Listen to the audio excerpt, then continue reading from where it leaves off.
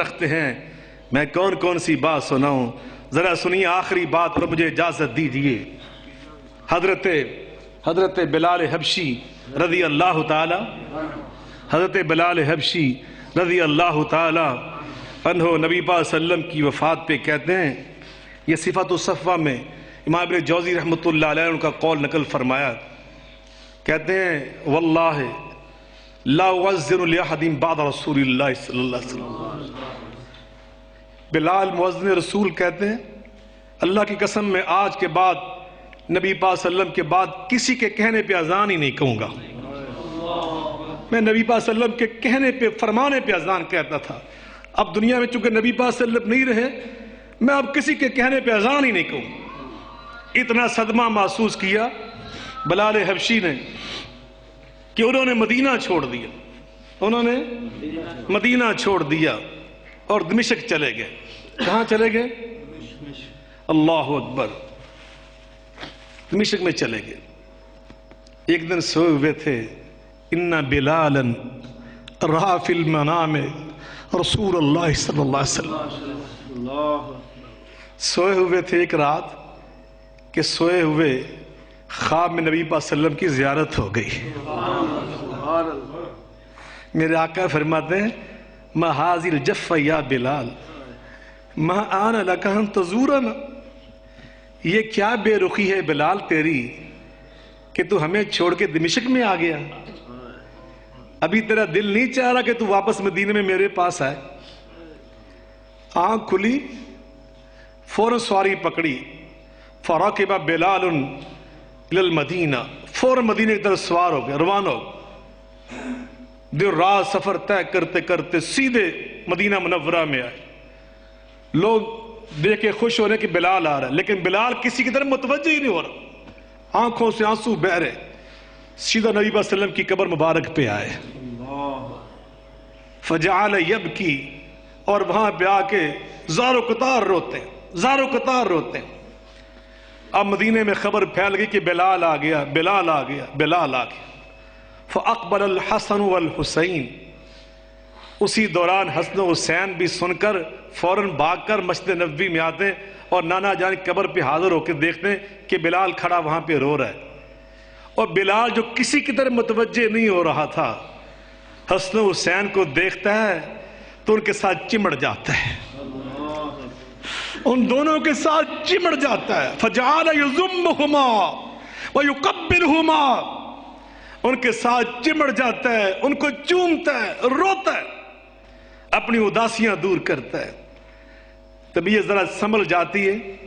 حسنین کریمین کیا کہتے ہیں؟ قال نشتہی ان تعذرنا فی السحر، چاچا بلال ہماری خواہش ہے کہ آج فجر کی اذان تو کہے، آج فجر کی اذان تو کہے۔ کہتے ہیں حسنین کریمین میں نے تو قسم اٹھائی تھی کہ اب میں زندگی میں کبھی اذان نہیں کہوں گا، لیکن تمہاری بات کو میں رد نہیں کر سکتا۔ فجر کا ٹائم آیا، فعلی سطح المسجد، بلال مسجد کی چھت پہ چڑھ گئے۔ قال اللہ اکبر اللہ اکبر اللہ اکبر اللہ اکبر، ارتجت المدینہ۔ حضرت بلال حبشی نے اذان کے پہلے الفاظ کہے تو راوی کہتے ہیں، محدثین نقل کرتے ہیں کہ یوں لگا جیسے مدینہ گونج اٹھا، مدینہ لرز اٹھا، نبی کا دور، نبی کی یاد تازہ ہو گئی بلال کی آواز سن کر، اللہ اکبر۔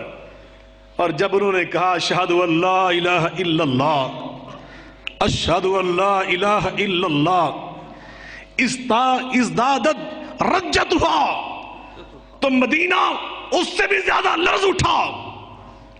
اللہ اکبر۔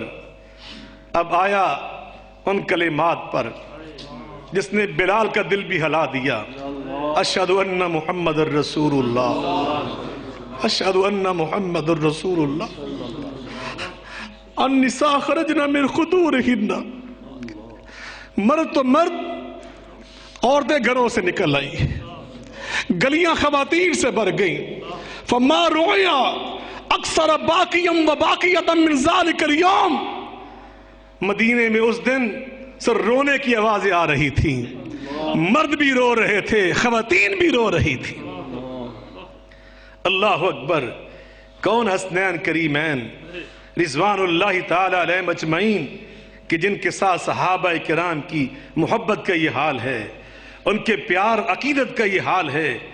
میں آج عرض کرنا چاہتا ہوں ڈس کے کہ مسلمانوں، ہمیں صحابہ سے اس لیے پیار ہے کہ صحابہ نے نماز اس طرح پڑھنے کی کوشش کی جس طرح میرے آقا نے پڑھی تھی، حج اس طرح کیا تھا جس طرح آقا کو حج کرتے دیکھا تھا، قرآن اس طرح پڑھتے تھے جس طرح میرے آقا پڑھتے تھے، اور جس سے نبی پیار کرتا تھا صحابہ ان سے پیار کرتے تھے.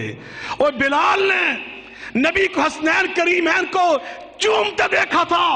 بلال کے ہاتھ چوم رہا ہے، بلال کا منہ چوم رہا ہے، بلال کا سر چوم رہا ہے، کسی اور کی بات نہیں مانتا، لیکن حسنین کریمین کی بات کو ڈالنے کے لیے تیار نہیں ہوتا.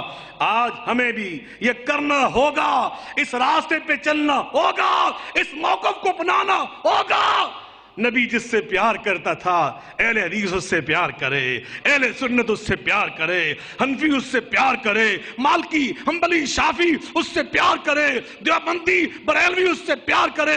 ہر مسلمان جس کسی امام کا ماننے والا، امام جعفر کا ماننے والا، سب کے سب جو کلمہ گو ہیں، جب تک نبی پاک کے جن سے پیار تھا ان سے پیار نہیں کرتے، اللہ کی قسم کچھ اور تو ہو سکتے ہیں، سچے محب رسول نہیں ہو سکتے.